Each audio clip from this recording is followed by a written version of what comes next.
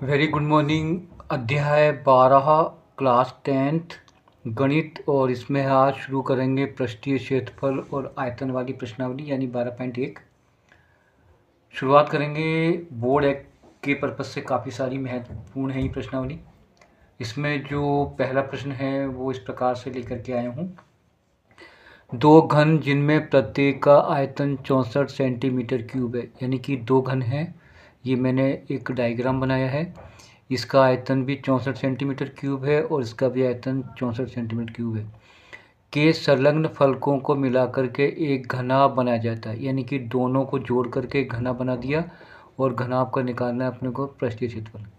अब देखो बेटा, मैंने क्या करा है, इन दोनों जो घन हैं उनको जोड़ा और जोड़ने के बाद ये जो नई आकृति बनी ये घनाभ हो गई। ठीक है। अब बेटा पहले अपन घन की विशेषताओं पर थोड़ा सा गौर कर लेते हैं। तो घन की विशेषता क्या होती है कि इसके जितने भी पृष्ठ होते हैं वो सारे बराबर होते हैं, यानी कि ये वर्गाकार होता है। मतलब इसकी जो चारों भुजाएं हैं, ये वाली सामने वाली, ये सब इक्वल होंगी। ये वाली भुजा भी सारी इक्वल होंगी। ऐसी सारे पृष्ठ की भुजाएं इक्वल होंगी और भुजाएं होती हैं बराबर, ये मैंने लिखा है। तो पहले हमें करना क्या होगा, पहले किसी भी एक घन को लेकर के हमें भुजा निकालनी होगी। तो वो भुजा देखो ऐसे निकलेगी। तो मैंने यहाँ पे लिखा, देखो बेटा, यहाँ लिखा मैंने घन का आयतन। यहाँ लिखा मैंने घन का आयतन। और घन का आयतन क्यों लिखा, क्योंकि आयतन दे रखा है और घन का आयतन का सूत्र होता है भुजा की घात क्यूब। यानी कि यहाँ पर हल लिखेंगे बेटा। ठीक है, समझ में आ रहा है मेरी बात। अब बच्चे देखो, मैंने क्या करा कि 64 आयतन दे रखा है तो यहाँ पे लिख दिया मैंने 64 बराबर मैंने यहाँ पे लगा दिया ए की घात 3। ठीक है। अब मैं क्या करूँगा बेटा, इसके खंड करूँगा 64 के, वो हो जाएंगे 4 इंटू 4 इंटू 4 बराबर आ जाएगा ए की घात क्यूब। अब अपन उसको 3 बार इंटू करते हैं तो ए की घात क्यूब आ जाता है, यहाँ पे आ जाता है, सॉरी 4 घात क्यूब आता है, यहाँ पर ए घात क्यूब हो जाएगा। ठीक है। तो मेरे हिसाब से ये 3 से 3 कट जाएगा तो ए की वैल्यू आ जाएगी 4। तो ए मतलब जो एक भुजा है घन की वो 4 हो गई। तो देखो बच्चा, ये भुजा 4 है तो ये भी 4 होगी, ये भी 4 होगी, ये भी 4, ये भी 4, ये भी 4, ये भी 4। अगर अपन इन दोनों को जोड़ने के बाद ये नई जो आकृति बनी, अगर इस पर अपन गौर करें तो आपको दिखाई दे रहा होगा ये 4 4 मिलकर के 8 हो जाएगा। सही बेटा। ये तो देखो, ये वाली तो भुजा 4 ही रहेगी, क्लियर है। और ऊंचाई भी आपकी 4 ही रहेगी। ठीक है। अब हम निकालेंगे घनाभ का पृष्ठीय क्षेत्रफल, इसका क्षेत्रफल। तो अपन लिखेंगे यहाँ पर घनाभ का पृष्ठीय क्षेत्रफल, और वो होता है 2 ब्रैकेट लंबाई चौड़ाई, चौड़ाई ऊंचाई और ऊंचाई लंबाई, ये होता है घनाभ का पृष्ठीय क्षेत्रफल। ठीक है बेटा। अब ये इक्वल आ गया, बराबर आ गया, एल की जगह पर 8 आ जाएगा, इंटू बी की जगह पर 4 आ जाएगा, फिर बी की जगह पर 4 आ जाएगा, एच की जगह पर 4 आ जाएगा, एच की जगह पर 4 आ जाएगा और एल की जगह पर 8 आ जाएगा। अब पहले बेटा ब्रैकेट की संख्या हल करेंगे। ये हो जाएगा आपका 8 चौक 32, ये हो जाएगा 4 चौक 16, ये हो जाएगा 8 चौक 32 बेटा। ठीक है। इनको जोड़ेंगे तो इनका योग हो जाएगा 32 दूना 64 16 80 हो जाएगा। समझ में आ रहा है बेटा, समझ में आ गया। ये 80 हो गया। अब 2 से गुणा करेंगे 160 आ जाएगा। तो ये आ जाएगा सेंटीमीटर स्क्वायर, ये आ जाएगा इस घनाभ का पृष्ठीय क्षेत्रफल। क्लियर है, कोई दिक्कत। अब सेकंड प्रश्न लेते हैं अपन। प्रश्न नंबर सेकंड देखो, कोई बर्तन एक खोखले अर्धगोले के आकार का है जिसके ऊपर एक खोखला बेलन अध्यारोपित है। अर्धगोले का व्यास 14 सेंटीमीटर है और इस बर्तन की संपूर्ण ऊंचाई जो है 13 सेंटीमीटर है। इस बर्तन का आंतरिक पृष्ठीय क्षेत्रफल याद करो। ठीक है, चित्र बना देता हूँ, फिल करते हैं बेटा। क्लियर, चलो जी। तो हमने क्या करा कि जैसे उसने बोला था अपन ने वैसे चित्र बनाया। तो देखो, सबसे पहले अपन ने एक बेलन बनाया, ये बेलन बन गया। समझ में आ गई मेरी बात, ये बन गया बेलन। ठीक है। और इसके नीचे एक अर्धगोला अध्यारोपित है, तो ये अर्धगोला लगा दिया मैंने। ठीक है, ये लग गया अपना अर्धगोला। अब इसका मेज़रमेंट अपन देख लेते हैं। इसकी जो संपूर्ण ऊंचाई है बर्तन की वो 13 सेंटीमीटर दी हुई है और इसका जो व्यास है वो 14 सेंटीमीटर दिया हुआ है। क्लियर है? तो अब हम क्या करेंगे, इसको लेकर के हम निकालेंगे इसका आंतरिक पृष्ठीय क्षेत्रफल। ठीक है, तो आप पहले क्या लिखोगे, बर्तन की संपूर्ण ऊंचाई 13 सेंटीमीटर, व्यास बराबर है 14 सेंटीमीटर, तो आर बन जाएगी आपकी 7 सेंटीमीटर। ठीक है, देखो ये पूरी 14 है तो हाफ आ जाएगी 7, तो आर कितनी होगी 7, तो ये भी बेटा 7 ही होगी। समझ आ रही बात? तो ये भी कितनी होगी, 7 ही होगी। अब देखो ये पूरी हाइट 13 है, तो अपने अगर अपन बेलन की ऊंचाई निकालें तो मेरे ख्याल में 6 आएगी, क्योंकि 13 में से अपन 7 घटा देंगे। ठीक है ना, तो मैं यहाँ लिखूंगा बेलन की ऊंचाई, बेलन की ऊंचाई, और बेलन की जो ऊंचाई है वो 13 में से मैं 7 घटाऊंगा तो बराबर 6 सेंटीमीटर रहेगी। ठीक है, सब आ गया, आर आ गई, बेलन की ऊंचाई आ गई, अर्धगोले की तो ऊंचाई 7 है ही, क्योंकि रेडियस और ऊंचाई सेम होती है। ठीक है, अब अपन यहाँ लिखेंगे बर्तन का आंतरिक पृष्ठीय क्षेत्रफल। पहले तो आएगा बेलन का, और बेलन का होता है पृष्ठीय क्षेत्रफल 2πr/h, अर्धगोले का होता है 2πr²। क्लियर बेटा? देखो 2πr बेटा कॉमन आ गया, तो यहाँ से बच गया h और यहाँ से बच गया r। क्लियर है? चलो अब मान रखते हैं 2 का 2, पाई का मान 22/7 आ जाएगा, r आपके 7 आ ही जाएगी, h 13 में से गए थे 7 तो 6 आ जाएगी, और r आपके 7 आ जाएगी। सही बच्चा? अब देखो हम क्या करेंगे, ये 7 से 7 कैंसिल कर देंगे। समझ में आ रही मेरी बात? ऊपर बचेंगे 2 और 22, तो ये हो जाएगा 44, और ये आ जाएगा आपका 13। ठीक है, अब गुणा कर लो, 13 चौको 52, और 52 और 5 57, यानी कि ये आ जाएगा इसका संपूर्ण प्रतिशत। क्लियर है? देखो 2 सवाल हो गए, थर्ड लेंगे अपन। थर्ड देखो, एक खिलौना जिसकी रेडियस 3.5 सेंटीमीटर वाले एक शंकु के आकार का है, शंकु के आकार का है, जिस पर उसी त्रिज्या वाले एक अर्धगोले पर आधारित है, अर्धगोले जुड़ा हुआ है। इस खिलौने की संपूर्ण ऊंचाई 15.5 सेंटीमीटर है, तो इस खिलौने का संपूर्ण पृष्ठीय क्षेत्रफल निकालो। क्लियर है? चलो अब बनाते हैं अपन डायग्राम।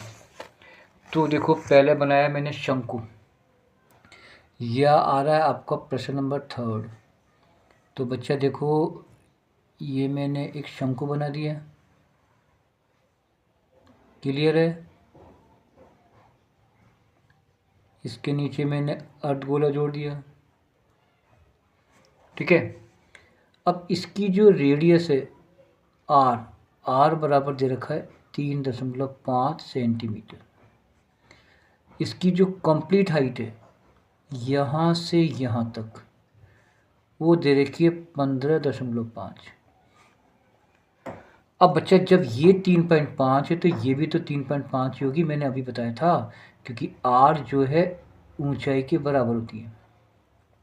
और अगर आपको शंकु की ऊंचाई निकालनी पड़ेगी तो फिर आपको करना क्या पड़ेगा, इस 15.5 में से 3.5 आपको लेस करना पड़ेगा। तो अपन लिखेंगे यहाँ पर शंकु की ऊंचाई, शंकु की ऊंचाई। और शंकु की ऊंचाई निकालने के लिए 15.5 में से 3.5 आप घटाओ तो वो आ जाएगी 12 सेंटीमीटर। क्लियर है? सही है। अब बच्चा देखो, हमें निकालना है इसका संपूर्ण पृष्ठीय क्षेत्रफल खिलौने का। चलो, तो अब अपन यहाँ पे लिखेंगे खिलौने का पृष्ठीय क्षेत्रफल। पहले शंकु का, तो शंकु का आएगा πr_l और अर्धगोले का आएगा 2πr²। अब बेटा अपन कॉमन लेंगे तो πr कॉमन आ जाएगा यहाँ से, क्योंकि πr कॉमन आ गया, तो यहाँ बच गया l, यहाँ से बच गया 2r। अब बच्चा प्रॉब्लम ये आ रही है कि हमारे पास l नहीं है, ये l नहीं है, क्योंकि h तो आ गई हमारे पास शंकु की, ये कितनी आ गई 12, रेडियस भी 3.5 है, लेकिन l नहीं है, क्योंकि यहाँ पर l चाहिए अपने को। तो l निकालेंगे, तो l निकालने के लिए क्या करेंगे, देखो इसको मैं इस शंकु को यहाँ पर काट रहा हूँ अलग से। देखो ये तो होगी 12, यहाँ से यहाँ तक तो होगी 3.5, ठीक है, और ये हो जाएगी आपकी 12 जो मैंने अभी यहाँ निकाली थी। हमें ये निकालनी, यानी l निकालनी, यानी कर्ण निकालना पड़ेगा। क्यों निकालना पड़ेगा कर्ण? क्योंकि यहाँ पर कोण बनता है 90 का। ये देखो, तो हम निकालेंगे l, तो l² बराबर होता है h² + r²। अब l निकालना है, तो h की वैल्यू कितनी 12, तो 12 का स्क्वायर, और r कितना है 3.5, ऊपर स्क्वायर लगा दिया। ठीक है भैया। अब हम देखो क्या करेंगे बेटा, l² यूँ का चलता रहेगा, 12 का वर्ग 144, और इसका वर्ग होता है 12.25। अब l² की वैल्यू आ जाएगी 156.25। ठीक है। अब l के ऊपर से घात हटाएंगे तो ये बेटा रूट में आ जाएगा 156.25। अब l की वैल्यू आ जाएगी आपकी 12.5 सेंटीमीटर। अब हम ये काम में लेंगे। ठीक है बच्चा, देखो बराबर आ गया, पाई का मान आ जाएगा 22/7, r दे रखा है इसने 3.5, इंटू में l की वैल्यू दे रखी है 12.5, और 2 × 3.5 यहाँ पर। ठीक है, समझ में आ रहा है? ये देखो ये कट जाएगा 5 पर, यानी कि 0.5, तो 22 इंटू हो जाएगा 0.5 इंटू ये 12.5 एज इट इज़, ये गुणा करेंगे तो 7 आ जाएगा। तो अब गुणा कर लो बेटा, 5 दूनी 10, 10 और 1 11, और 1 के बाद जाएगा दशमलव, इंटू ये हो जाएगा 19.5। अब ये क्या करेंगे, ये हट जाएगा, 11 पंजे 55, हासिल के 5, 11 9 99, 5 104, हासिल के 10, 11 5 21, 11 10 21, तो ये आ जाएगा 214.5। एक बार इंटू कर लो तो कि ये तो 0 हट जाएगी, 11 पंजे 55, हासिल के 5, 11 9 99, 5 104, हासिल के 10, 11 10 21, तो ये एक के बाद लग जाएगा दशमलव, ये आ जाएगा इसका संपूर्ण पृष्ठीय क्षेत्रफल। ठीक है, तो 3 सवाल हो चुके। अब चौथे प्रश्न आते हैं लेकर के, देखो प्रश्न नंबर 4।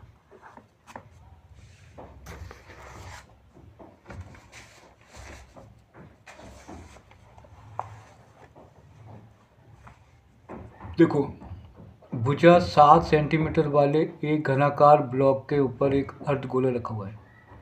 अर्धगोले का अधिकतम व्यास क्या हो सकता है? इस प्रकार बने ठोस का पृष्ठीय क्षेत्रफल निकालो। ठीक है, चलो भाई, मुझे प्रश्न याद हो गया। अब हम चित्र बनाते हैं और फिर अपन हल करते हैं। घनाव, ये मैंने बेटा घनाव बना दिया, और अभी अपन इस प्रकार का प्रश्न हल करके आ रहे हैं। क्लियर हो गया? ये बन गया अपना घन, सॉरी घनाव नहीं, घन में गलत बोल गया, घने। इसकी भुजा 7 है, तो ये भुजा 7, ये भुजा 7, ये भुजा 7। इसके ऊपर एक अर्धगोला रखा हुआ है इस प्रकार से, इस पूरे इस फलक को ऐसे कवर करेगा और ये तो आधार हो जाएगा, ऊपर ऐसे आ जाएगा इस टाइप से। ये देखो इस टाइप से आएगा ये अर्धगोला, और ये इसकी वो हो जाएगी नीचे का, ये जो है ना आधार ये हो जाएगा, ये इसके चिपका हुआ है यहाँ से। समझ आ गया? अब देखो घन की भुजा कितनी है? घन की जो भुजा है वो 7 सेंटीमीटर है, तो इसका अर्धगोले का व्यास 7 ही होगा क्योंकि घन की भुजा के बराबर होगा। ठीक है ना? तो मैंने यहाँ पे लिखा अर्धगोले का व्यास वो 7 सेंटीमीटर होगा। ठीक है, क्योंकि जितनी बड़ी भुजा है उतनी बड़ा व्यास होगा। अब इसकी बन जाएगी रेडियस, वो बन जाएगी 7/2। ठीक है, अब हमें निकालना है इसका पृष्ठीय क्षेत्रफल। तो यहाँ पे लिखेंगे ब्लॉक, ये ब्लॉक का नाम दिया बेटा, तो यहाँ लिखेंगे ब्लॉक का पृष्ठीय क्षेत्रफल। तो एक तो आएगा घन का, तो घन का होता है 6 भुजा स्क्वायर, और अर्धगोले का होता है 2πr²। उसके नीचे से ये घट जाएगा, यानी माइनस का πr², आधार घट जाएगा क्योंकि वो आधार से चिपका हुआ है।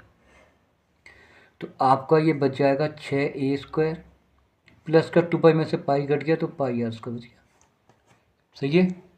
मान रखो 6 का 6, भुजा कितनी है 7, तो 7 को लिखा मैंने 2 बार, पाई का मान लिखा मैंने 22/7, r 7/2 इंटू 7/2, 2 टाइम।